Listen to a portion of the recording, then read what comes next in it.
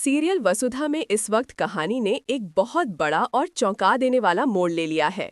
नया प्रोमो सामने आते ही दर्शकों के बीच हलचल मच गई है, क्योंकि इसमें दिखाया गया ट्विस्ट वाकई ड्रामे को एक नई दिशा देने वाला है। प्रोमो में आप देख सकते हैं कि वसु और देव जिस होटल में ठहरे हुए थे, उस होटल को अचानक चंद्रिका खरीद लेती है।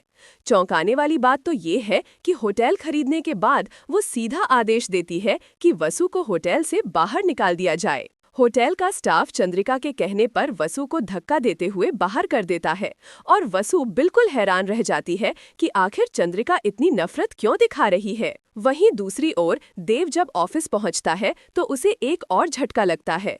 ऑफिस के नाम बोर्ड से उसका नाम हटा दिया गया है। देव को उसकी ही जगह से अलग कर दिया गया है और चंद्रिका उसके किसी भी सवाल का जवाब देने से साफ इनकार कर देती है। देव जितना पूछने की कोशिश करता है, चंद्रिका उतनी ही कठोर होती जाती है। यहाँ साफ दिख रहा है कि चंद्रिका अब देव को अपनी जिंदगी की हर चीज से अलग करना चाहती है।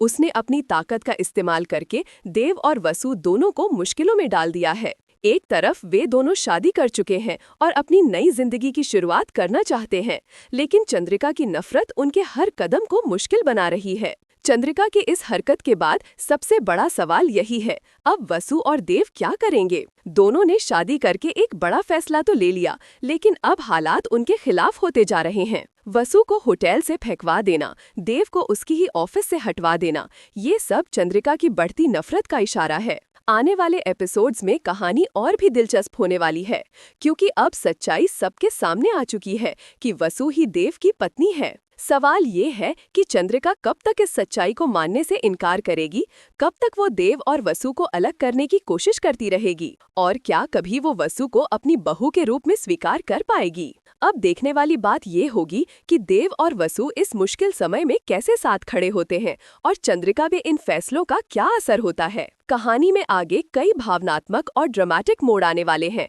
जो दर्शकों के लिए बहुत दिलचस्प होंगे। आपको क्या लगता है, चंद्रिका कब तक इस सच्चाई से भागती रहेगी और क्या वो कभी वसु को मंजूर करेगी? अपनी राय नीचे कमेंट में जरूर बताएं।